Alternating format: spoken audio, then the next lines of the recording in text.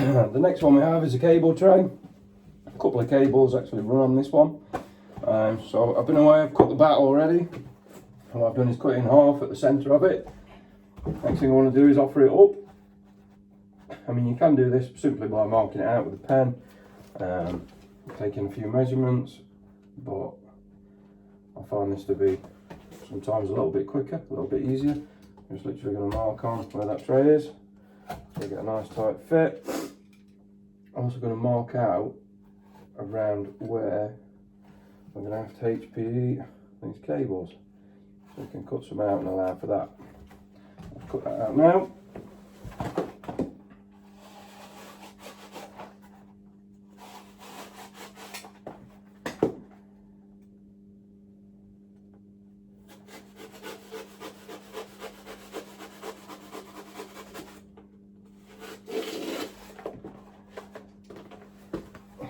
That back up.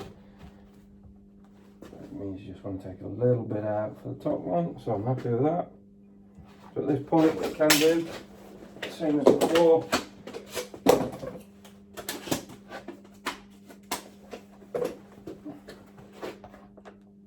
actually bond it to the wall, one less thing to worry about. Obviously, you want to make sure that edge is buttered before you're putting it back on, so you won't be able to get to that afterwards. I'll put that up on there, push it up, bond it on. Our top piece, offer that up, so we want a little bit out there, a little bit out there, same again there, same again there.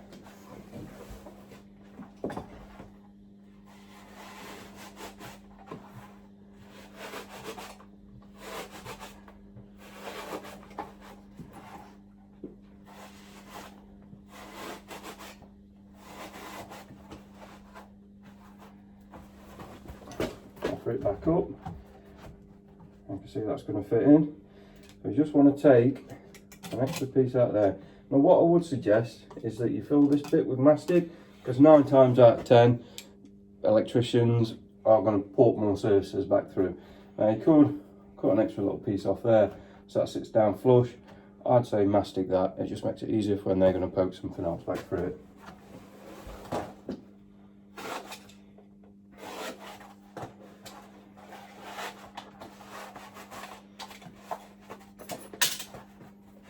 So, same deal, make sure you've got mastic on these edges for buttering purposes. How's that going to go that way? So again, butter the edge, make sure it's nice and coated. It's in there for where it's going to go on the cable tray.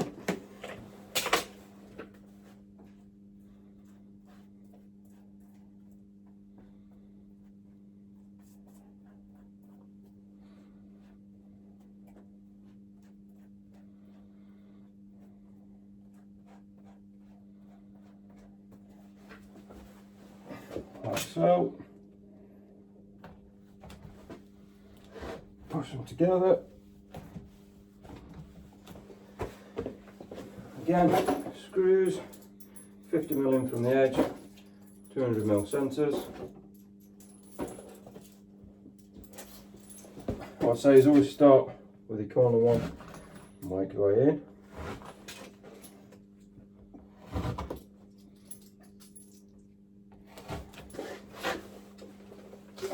The distance between there is 400, so 200, right in the middle. Yep, I'm going 200mm apart.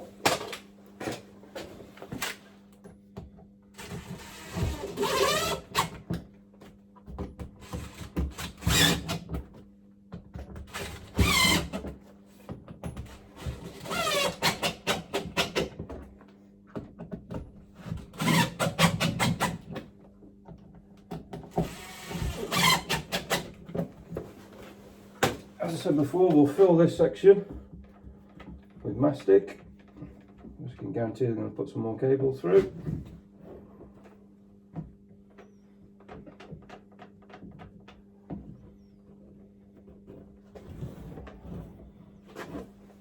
6mm bead to the perimeter of the bat.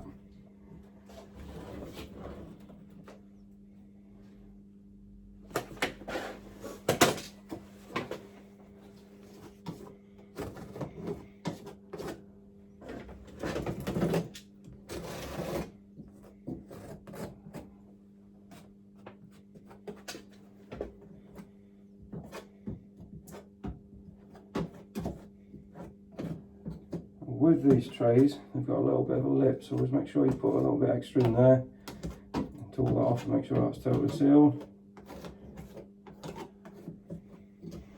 A bit more mastic in that one. You never want it protruding, but you do want it nice and flush. If it's all flush, it looks a lot better. Like so.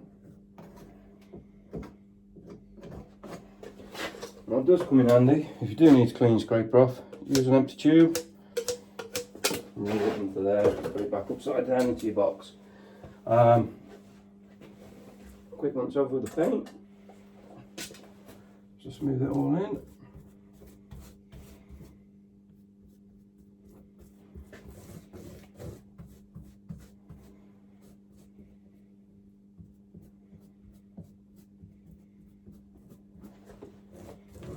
Like so.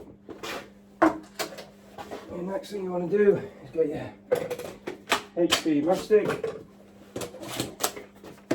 for around the cables. Again, you want to maintain the 50mm depth. A little bit of tape on there for tooling it off so it leaves a nice square finish.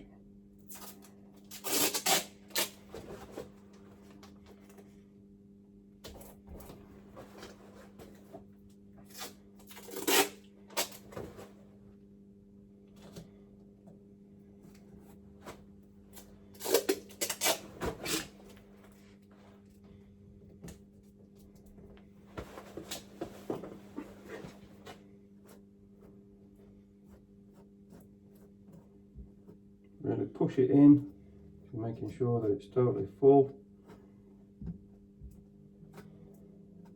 Make it around so it's nice and bonded to the cables, etc. Get off the tape.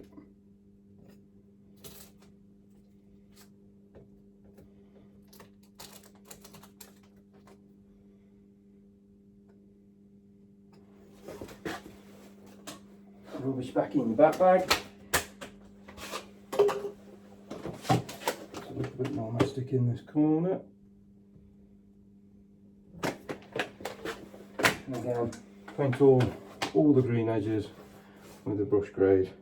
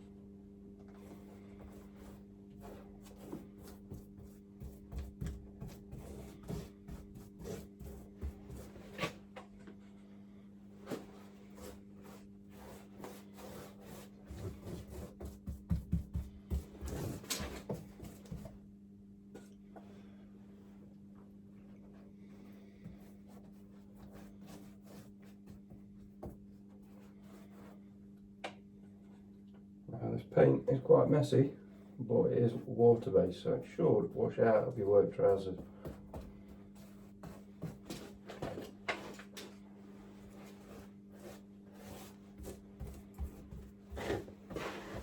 Again, tag it, photograph it, hold it on Firestopping. Mastic on the back of your tag. One for the bat, one for the HP.